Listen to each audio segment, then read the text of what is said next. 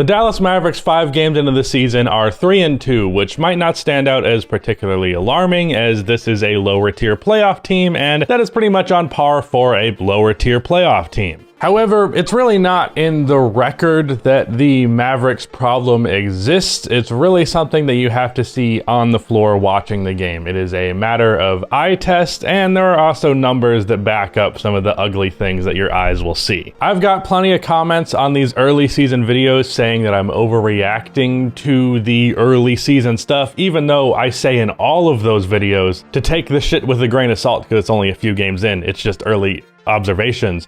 But in this video, I'm actually taking this shit seriously, and I think it's something that's going to persist for the remainder of the season. Maybe not to the extreme that it does right now, but the problems will continue on because the problem, really the problem with the Dallas Mavericks is something that is systemic, and so long as that system continues to exist, it will continue to be a problem. This is not something that can just be hammered out. It's not struggling to fit what you're trying to do. No, this is something that's not going to work, that the Dallas Mavericks are planning on doing, and so long as that persists, this team is going to bottom out. Let's talk about it. Before I continue on with this video, about half of the people who watch these videos are not subscribed, so if you fall into that 50%, then please subscribe for I'm probably going to start doing daily NBA content again. Also drop a like on this video. It only takes 1 second and it makes a massive difference. Did I not say it? Yeah. I'm trying to hit 200K subscribers by the end of the year. So if you could subscribe, help me reach that goal. I got 2 months left. I have 2 months left. Please fucking subscribe. So first things first, out of the gate, I should just say that pretty much everything here is to be blamed on Jason Kidd, though I'm sure there's some Kristaps Porzingis slander in there, here or there, and there are some things that Luka Doncic could be doing better, but for the most part, this is Jason Kidd's doing. But to be nice to Kidd, I don't know why I would do that, but I guess I'm doing it. He has drastically improved the defense, and that's really the only saving grace, because if he didn't do that, this would be a trash fire at the bottom of the league right now. The Mavericks are currently 12th in defense this year when they were 20th last year. He's been getting a lot more out of their good defenders and Dorian Finney-Smith and Maxi Kleber, and Dwight Powell, who's pretty solid defensively, has been getting more minutes than he did under Rick Carlisle, which I think has been to a benefit of the defense overall. I have not really pieced together a specific scheme with what the Mavericks are doing, but I have noticed that it just seems like the effort and the intensity is there. It seems as though that's been preached in practice, and it's very similar to what I think we're seeing with the Chicago Bulls with Billy Donovan. Sometimes you don't even have to have the greatest personnel. If you really just hammer it in your players' heads that they need to try harder on defense, and you actually get them to do it, it has pretty great results, even if you don't have the personnel for it, and even if you haven't changed the scheme all that much. So Jason Kidd deserves credit for that. Now to completely shit on him for the rest of this video. The Dallas Mavericks over the last 2 seasons have had historically good offenses. In the 2019-20 season, they were the best offense the game had ever seen at that point. All of this was with Luka Doncic at the helm, essentially one man showing everything, scoring 30 points a game, getting like 9 assists a game, just doing everything offensively. However, when we saw this team in the playoffs both times with a superstar level Luka Doncic, we saw them crumble apart. Now you could argue they overachieved versus a clearly better Los Angeles Clippers team, and to some degree I would agree with you. But at the same time, the problem of relying so much on Luka would rear its ugly head and cause the team to fall apart the more tired that Luka got, especially in the fourth quarters in last year's playoffs. And though this system might get them to overachieve in the playoffs, it's certainly enough of a problem that it will prevent them from becoming a championship caliber team in the near future unless it is drastically changed. It was clear that Luka, being not only the only elite but even good shot creator and playmaker on his team, was problematic and was going to hold the team back. Luka having less responsibility and doing more stuff off ball would be both good for him, as it would allow him to conserve his energy and really tear teams apart in the fourth quarter, as he was unable to do versus the Clippers in the playoffs, and it would also be better for the team because they'd be a more well-rounded roster that was less predictable and would not rely solely on one man. That is the way to go for the future, and I've been saying that for a long time now. And clearly, Jason Kidd agrees with that assessment, and as a result, the Mavericks have been using Luka way less than they used to. The result of this? The Mavericks are the 28th best offense in the league.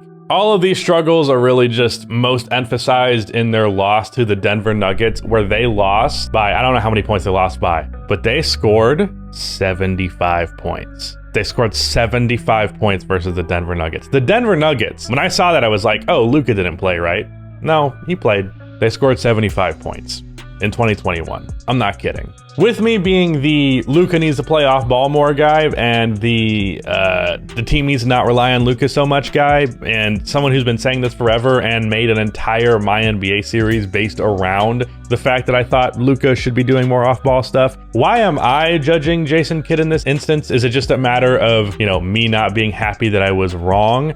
No, I don't think I'm wrong that Luka and the Mavericks should exist within that system. It's just this isn't the way of doing it. To put it in the simplest terms, the problem with the Dallas Mavericks was not that they could run a system that has Luka going off ball and then they just didn't. The problem was that they couldn't and they didn't. The personnel on this roster is completely antithetical to a system like that. So in order for them to accomplish the goal of having Luka do more stuff off of the ball and have that effective, they have to completely overhaul the roster. They can't just decide to do it and it's going to work with the current construction of the roster. The roster and the decisions made around it over the last couple of years have been entirely based on Luka as the sole offensive initiator. And to try and take the personnel that was built for that system and adapt them to one that's the complete opposite of it is ludicrous. We are seeing plays where Tim Hardaway and Dorian Finney-Smith are being trusted to dribble for large percentages of the possession, where Jalen Brunson, while I have preached that he is underrated, is given star-level roles within the offense. We are seeing more Porzingis post-ups and even fucking Dorian Finney-Smith post-ups when he has a mismatch, which sounds fine in theory, I suppose, but in practice, it's very much not. In order for the Mavericks to properly run this type of system with Luka Doncic, they have to change the pieces around him. They do not have the type of pieces on this team to run this system effectively, and yet Jason Kidd insists on ham-fisting this entire thing. Ham-fisting means basically forcing something when it does not work whatsoever, just so you know. And he's kind of done that his entire career and been criticized for it, and everybody in the world knew he was a terrible head coach, and yet here he is getting a fucking job. Jason Kidd insists on this system, even though it's clearly not working, and I don't think it's going to work, and it's going to be at the detriment of this team as time goes on. They have not had particularly difficult competition thus far, and when they played an actually good team in the Nuggets, they scored 75 points. It's also worth mentioning that the Mavs are taking way more mid-range and floater range shots this year, indicative of Kidd's old ways of doing things, which he has constantly been given shit for in the past. Again,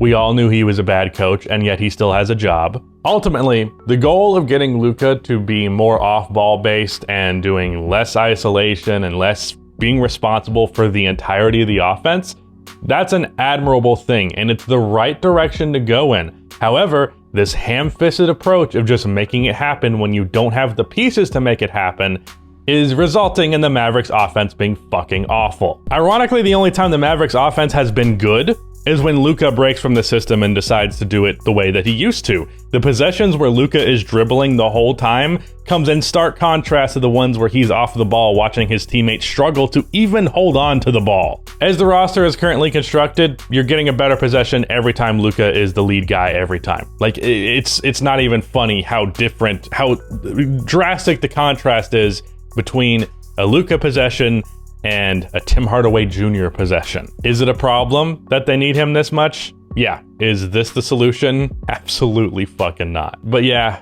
that is it. Shout out to Rudy for editing this video, but that is the end of this video. Please be sure to like and subscribe for more NBA content like this, and keep the outro music.